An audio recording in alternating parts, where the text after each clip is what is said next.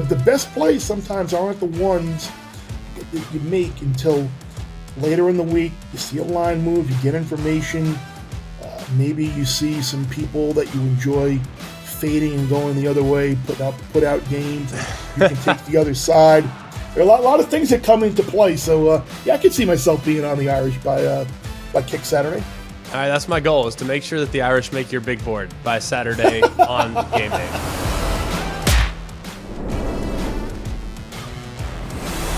Come on, Bear, put it on the board, dude. You got Notre Dame, BYU. Why would that not make it? The fact that these are two institutions with faith-based backgrounds that are playing in Vegas is just mind-blowing to me. All right, but anyways, we will look forward to the game, and maybe Bear will find its way onto the board. Maybe we figure out a way to, kind of finagle, and maybe adds a fourth layer to that game day line. Who knows? So why not? Let's at least try. Today is Thursday, October 6th. Thanks for being with us, man. We really appreciate it. He's Mark Kubiak. I'm Greg McElroy. We really hope that you're enjoying the show wherever you're getting the show. It's on ESPN's YouTube channel. It's on one of the podcasts on Spotify or on Apple Podcasts. We really appreciate it. Hey, like, rate, subscribe. It helps us out. It helps the show out. Tell your friends about the show. We're trying to talk about and hit every possible game that we can hit in every conceivable way that we can hit it. Whether it be from a gambling angle like we'll do today with Chris the Bear Fallica, who joins us every single Thursday, or breaking it down with questions, breaking it down with actual games, with actual information. We kind of bounce it around all the different ways. That's why we're here every day talking college football, because we love it. So without much further ado, let's get to the Bear. Let's make you some money. Let's talk about it. Every college football season, Goodyear knows the importance of winning on the road. The road will always demand confidence, the confidence to handle whatever the journey brings and to perform under tough conditions. And just like the players and the fans of college football, Goodyear is ready. Are you ready for the road? Visit Goodyear.com to find the right Goodyear tires for whatever road you're on this season. Goodyear, more driven.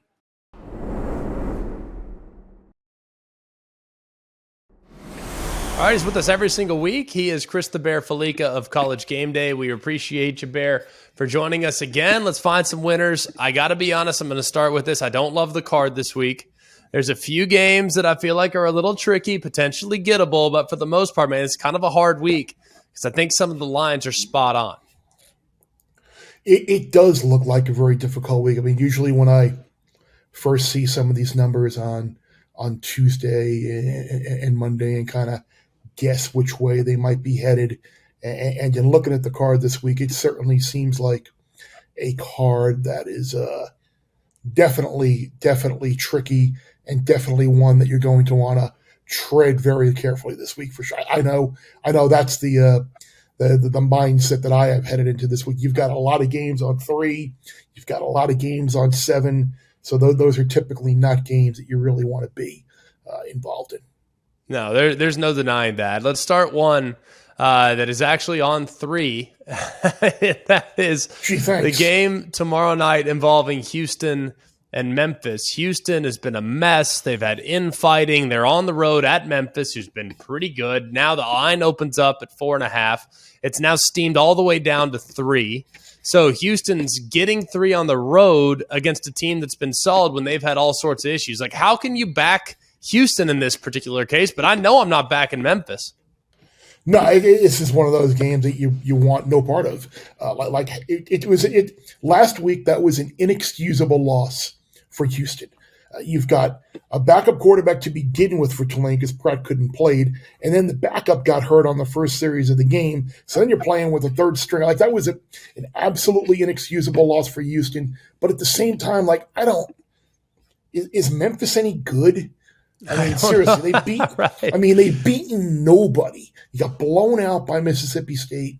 You've beaten nobody, and if I had to play the game, I probably would play Houston, just because maybe you think ultimately, eventually, one of these end-of-game situations will actually go their way. All right, moving along here as we look at the Saturday card. A lot of intriguing games. A lot of games that I think are going to be awesome. I just don't know if there's any games that I feel great about betting. That's for sure. Tennessee and LSU, first one on deck. That's going to be an 11 o'clock game, obviously in Baton Rouge, a place that's difficult to play. And right now the line is sitting as LSU as a 3-point home dog. This line opened with Tennessee as a 3.5-point favorite on the road. Bear, I lean LSU in this situation, but it feels like a trendy underdog type of play. However, I think LSU's been more battle-tested than Tennessee, and I still have questions about Tennessee's secondary in this game. Do you have a feel one way or the other in the noon tilt there between LSU and Tennessee? You have questions about that secondary, but is the LSU passing game going to be one to really expose those concerns? I mean, is Jaden Daniels going to be someone to really get the ball downfield and really capitalize on some of those receivers that they have? Like, I kind of agree with you. LSU would be the side I would play simply because I think they're better than Tennessee is defensively. I wish Tennessee were playing, say, Vanderbilt this week, because this would be a week I would love to go against Tennessee with the Alabama game on the schedule for next week. But the game at LSU is not going to be a game where like they're just going to kind of walk in there, sleepwalk, and kind of like just try and survive. Like, LSU is a threat to them, and LSU has been a very good home underdog recently. You've got last 5 times they've been a home dog, they've won 5 of them. So, or last five games they've won 4 of them, I should say. Can't talk today.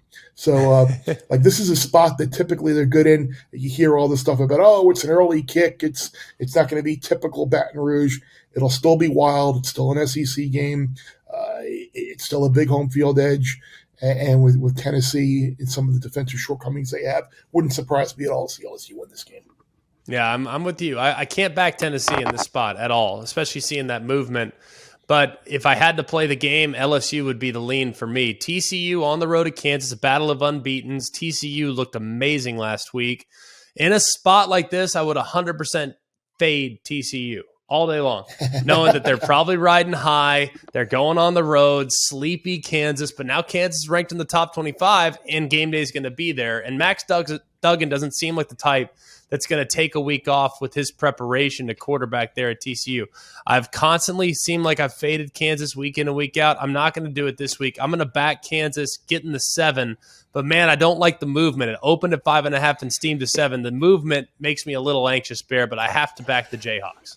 Yeah, it seems like it might be a little high here. I thought this number would be a bit lower, and I was on Iowa State last week, and I think I had the right side. I think the team that outgained Kansas by however many yards it was and really showed what was their touchdown drive, 19 yards, whatever. Like, it is what it is. Yeah, Matt Campbell mismanaged the end of the game. He missed 3 field goals. Like, Kansas State did everything but win the game, but you got to give credit. The defense forced those field goals and they hung in there. But they're going up against a much better offense this week.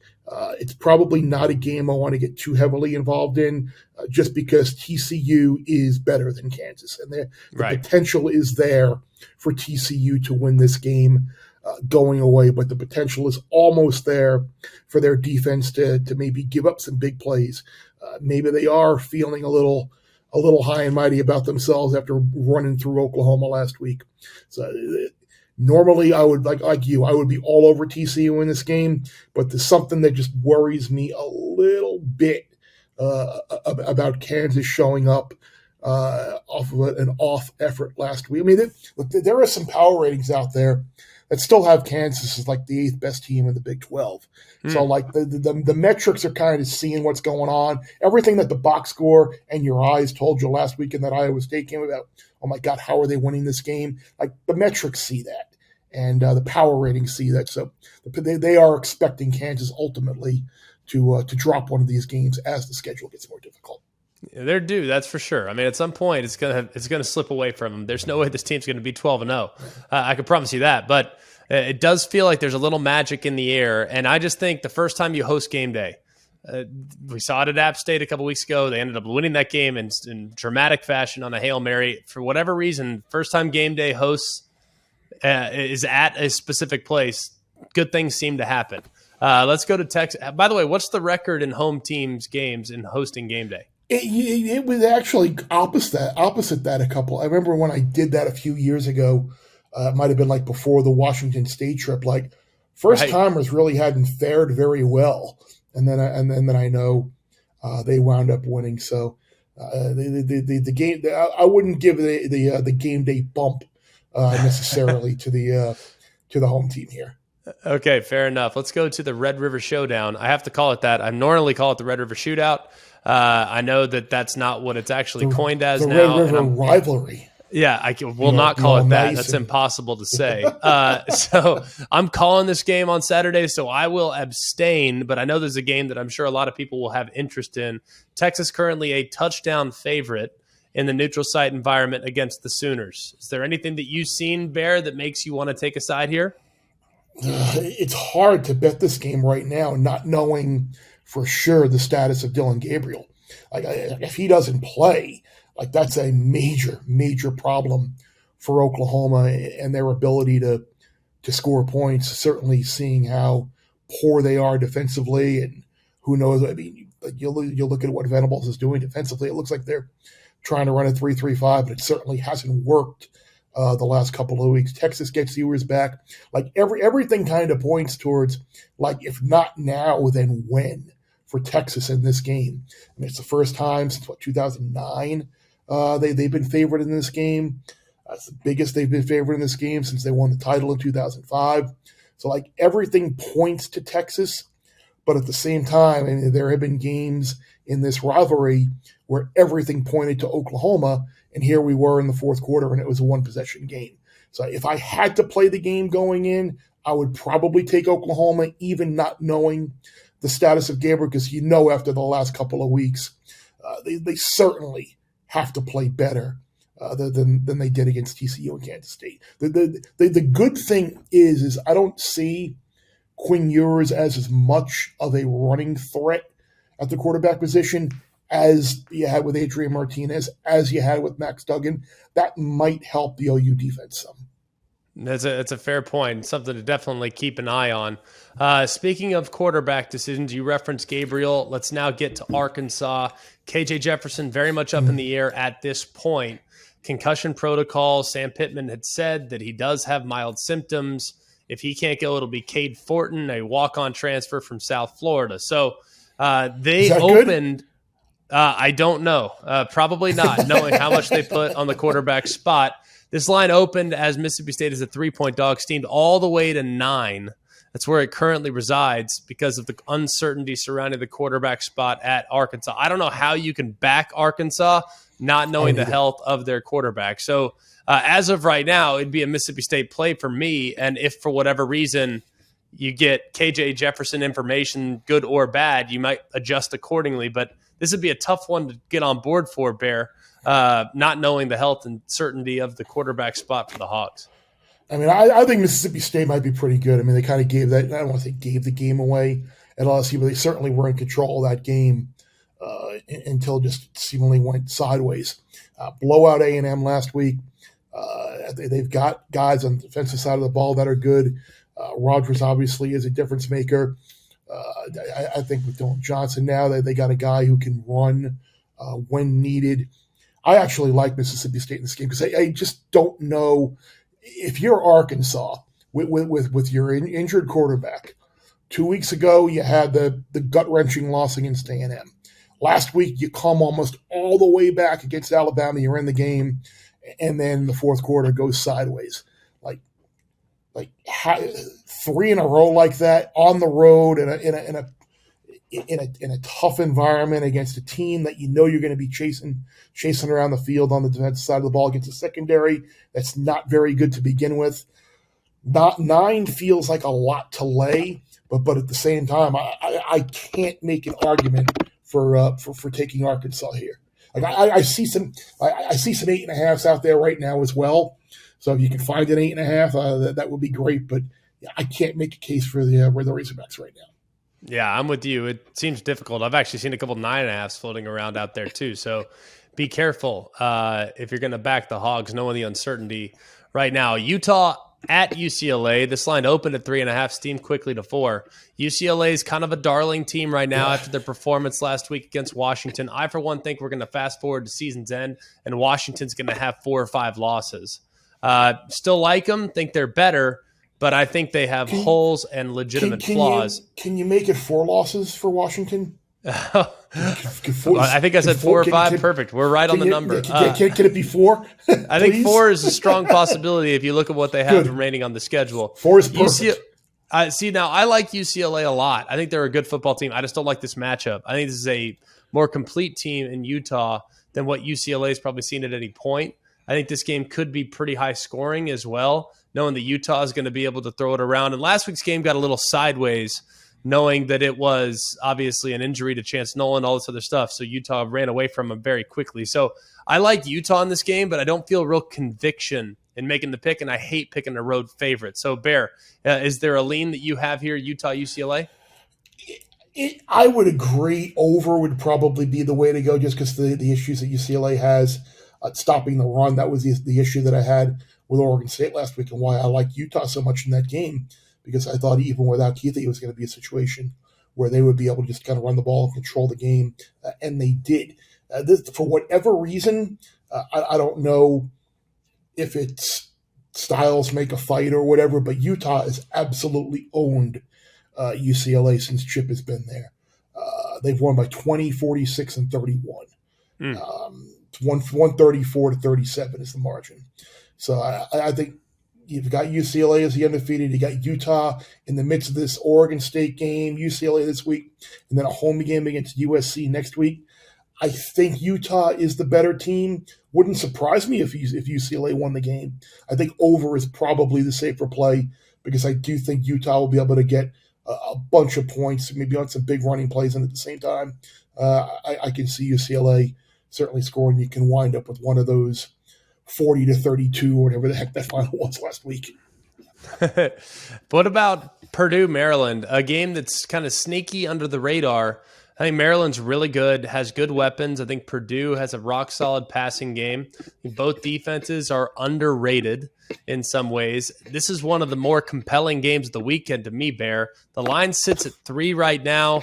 It opened somewhere between 3, 3.5, and 4, kind of all around there, but it's hovering fairly close to that number around 3, 3.5. Maryland's at home. That does make me feel a little bit better about it, but Purdue probably a little bit more experience when it comes to situations like this. God, Purdue's run the gauntlet, by the way. It feels like they're on the road every week in tough games. So do you have a lean here, Purdue or Maryland? I'd probably lean Purdue in this game. I think what we saw defensively from Purdue last week against Tanner Morgan and a shorthanded Gopher offense was pretty good. They did not play. The Minnesota defense is really good, and they kept the Gophers in that game, but Purdue did get the money as the big dog, which made me very happy.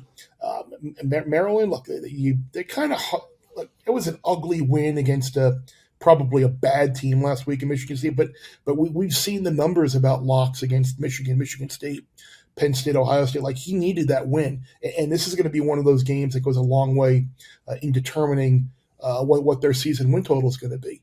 I would lean towards Purdue because I think they have the better defense, but it would not surprise me again if this turns into one of those higher scoring Purdue games of years past, just because I think Talia and some of those receivers they have are really good. But I kind of like Purdue plus the points here. Yeah, last week, the lock of the week, it felt like it was Purdue and Minnesota under 53. I mean, that thing was never in doubt. Yeah, that was one of those things, like, you kind of knew early in the week that O'Connell was going to play, which was interesting. And then it was so bizarre because we had PJ Fleck on our show on game day last week, and like kind of like brought up Mo Ibrahim, and like he just kind of didn't say anything. So like I get coaches don't want to say you're the best offensive player on your team isn't playing. But at the same time, like that's hard, man. And I like PJ a lot, right? But to kind of just like, oh yeah, no, it's not. You just brush it off, and then you come out and, oh, by the way, he's not playing. That makes not only us look bad, it makes him look bad. Yeah, I can get with you there. Sorry for the editorial rant there. I'm about to say, sounds like Bear had action on Minnesota. No, I had Purdue. I had Purdue on the board. Oh God. And Purdue in all my columns. That was the thing earlier in the week. Like that number was ridiculous. It was like 12.5 earlier in the week in some of those stale line contests, and then the day of the game it fell to 9.5 when it pretty much came out that O'Connell was playing. So no, I look when Ibrahim didn't play, like okay, that makes my bet even that much better. I'll say that's for sure. Let's talk about who Maryland had just last week in Michigan State, Ohio State coming to town. That thing, I don't know how they keep it close. I really don't. I mean, unless Peyton Thorne all of a sudden reverts back to where he was at points last year, I think this thing gets sideways in a hurry. Happy Michigan State season win total under week. This is it. This is it. This is loss 4. This will be it. This will bring it under the 8.5 or 8, whatever close. And I played an alt total under 8.5, and I got under 7.5. Like this is a happy week for me. Unfortunately, I probably won't grade the bets until the season's official. But I don't know how you could possibly make a case for Michigan State here. You have I was going to say Iowa State team. You've got an Ohio State team that has an idle week next week. Then they play Iowa, who's incapable of moving the ball. It was a little chippy last week against Rutgers, and maybe they'll be more at full strength this year. The 2 games between these 2 teams, since Mel has been there, were 56-7 and 52-12. And the game last year was what was it, 35-0 before the end of the first quarter. Like I don't know how they stop the Ohio State passing game, even if Smith and Jigba can't play. So I know like some people don't want to lay whatever it is, 25, 26, 27 now on the road. But at the same time, this is going to be one of those where you're going to look up and it'll probably be 28-7 in the second quarter, and you'll be like, oh, shit, I really wish I did lay the number here because this is going to be pretty easy. No doubt about it. Let's go to the steamiest number on the board right now. Opened at 13.5, all the way down to 9.5 in some places. Texas Tech and Oklahoma State. Oklahoma State coming off the revenge game last week against Baylor. They get it done. They do so, I think, in glowing fashion. Just a beautiful performance. I think Texas Tech is one of those teams that you don't want to mess with. They're a dangerous team, have good quarterback play. I think Texas Tech keeps this thing close. I really do. Partly, I love the movement that we're seeing a little bit. I think Oklahoma State will play well and ultimately win the game. But I'd be surprised if they won and covered the number north of 10, Bear. I see 9.5 now pretty much everywhere. And that's kind of been the MO for Oklahoma State under Mike Gundy. These games, they go into kind of in a toss-up type situation. Like we mentioned last year, his ability to win those types of games have been great. Now you're a big favorite at home against a team that can score points off of a big upset win against the team that won the conference title, beat you in the conference title game last year. This is Texas Tech or pass for me. I don't think Texas Tech is great by any means, but at the same time, if you're going to give me 9.5, you could probably buy it up to 10 as well if you'd like. But Texas Tech would be the side for me here. Let's keep in the state of Texas. Texas A&M on the road at Bama, 24 points now is the number. I'd have a difficult time laying them personally, just knowing the Jimbo's probably going to pull out all the stops. I would not feel comfortable laying north of 3 touchdowns, especially knowing the uncertainty surrounding Bryce Young's availability. I think Milroe's a great backup, explosive player. But, man, this is a big number knowing that there's a lot of question marks around Bama's quarterback situation. So would you feel comfortable laying it? I probably wouldn't, just because I don't know how many possessions they're going to be in the game. Like you mentioned, Jimbo pulling out all the stops. I think back to, remember it might have been like 2018 maybe or 19. They had a game at Clemson where they weren't going to win the game. And basically he just played keep away and was super conservative to almost just keep the score down and not make it look like an embarrassing loss. And they ultimately wound up getting the backdoor cover. I think that's kind of what we're looking at here. You've got quarterback situations at both sides. I'd be shocked. I mean, you know Nick better than I do. Like, I'd be shocked if Bryce played. The goal is to get Bryce Young ready for the road game in Knoxville next week. I think you're going to see a lot more quarterback run. A&M, I think, can stop the run and maybe prolong some of those Alabama drives.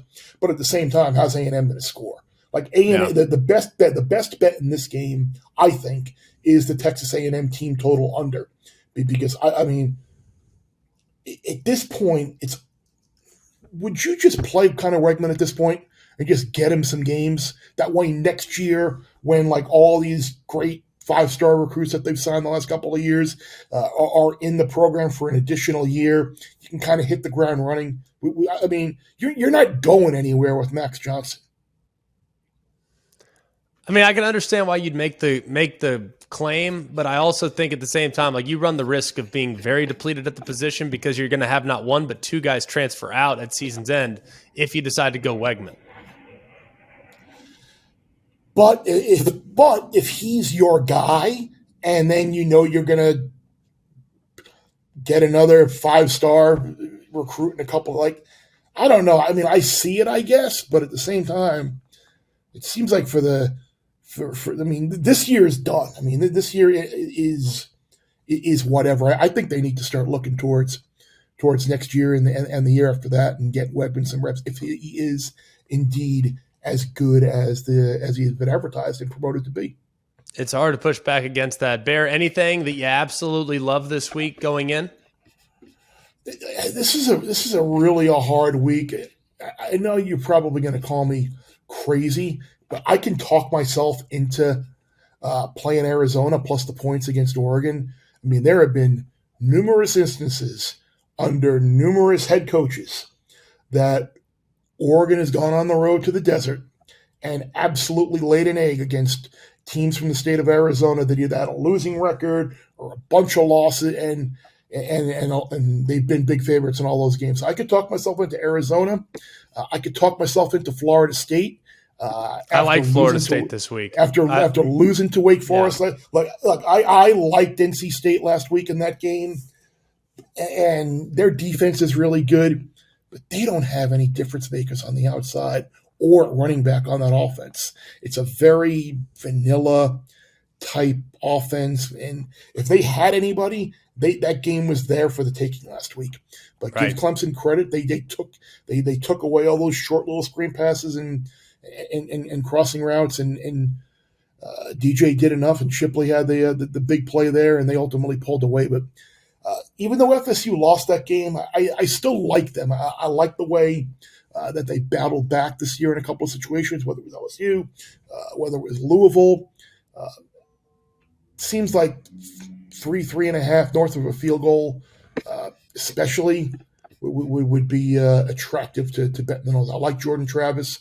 Let me just check to see what the I see both 3 on 3.5. So obviously go find the 3.5 if you want to get the team north of a field goal. So Florida State, Arizona, and then I don't know if I can play the game or not, but I was shocked that Miami was. And it's come down to like favorite. 3.5 now. Yeah, but they were like a 4.5, 5.5 point favorite earlier in the week, and I couldn't believe. I'm like, how is this team fit? And now you look and it looks like they're going to get some guys back. Parrish is going to get back on offense. Troy George, I think, might be back as well. So they might be getting some more weapons back on offense against a team that isn't capable of stopping a team with the pulse on the offensive side of the ball. We saw that North Carolina defense make the Notre Dame offense look like a finely tuned machine. So dangerous game, one that I probably won't want to be a part of, but that number was a little surprising to me. And I might take Illinois. I mean, I don't want to watch the game. They're almost an autoplay at this point. I mean, Iowa's terrible. I mean, I was laughing at the Bill Connolly expanded box scores that he always tweets out, and you can find a lot of information in there. Like you look there, he has like the 20+ air yard pass attempt percentage, and it was in Iowa 0.0. I mean, they don't even try and throw the. I mean, I don't know if they have a pass play that can go for 20 yards in the air. Like I don't think the route tree goes that long. So like, Illinois is good, man. It's defensively, they are really good. They run the ball, and if you're only laying a field goal there against a team that's pretty much incapable of scoring, I might, even off of the big emotional win that Bird had last week against Wisconsin, I might back the Illini again here. Yeah, I'm with you. I don't know how you don't play Illinois every week. I mean, they're good, man. Like, I like that team a lot. Bear, great stuff this week, man. Really appreciate it. I can't believe you're not taking Notre Dame. I thought for sure you're going to be all over Notre Dame. You got ranked BYU on the road in the desert, I guess, in the Shamrock series. Exactly, in Vegas. Yep. Yeah, but Notre Dame is, this just feels like one, like BYU's ranked, Notre Dame's not. But also then again, America's team, Notre Dame, like, I don't know, it's a dangerous one, but I thought for sure you'd be on the Irish. But maybe by Saturday I will be. It's still early in the week. I can talk you into it, is what you're telling me? Yeah, you could talk me into it. I got all day Friday and early Saturday before kick to be able to figure it out. The best plays sometimes aren't the ones that you make until later in the week. You see a line move, you get information. Maybe you see some people that you enjoy fading and going the other way, put out games. You can take the other side. There are a lot of things that come into play. So, I could see myself being on the Irish by kick Saturday. All right, that's my goal, is to make sure that the Irish make your big board by Saturday on game day. We'll see. I'm gonna keep peppering away. Okay. Bear, great stuff, man. Really appreciate it. Good luck this week and have fun playing. I will. Thank you. You too.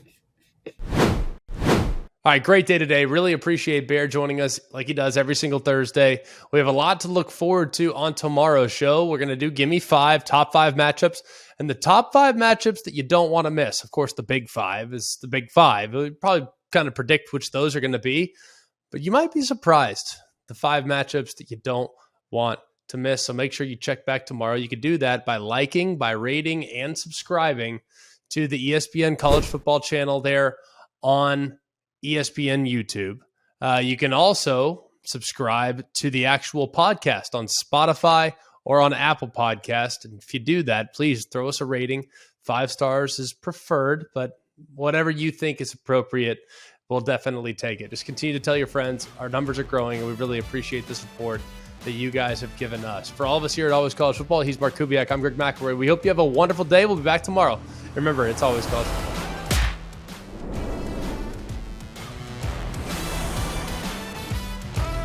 Hey guys, it's Greg McElroy. Thanks for watching Always College Football. Make sure you like, rate, and subscribe to ESPN's YouTube channel and wherever you listen to your podcasts.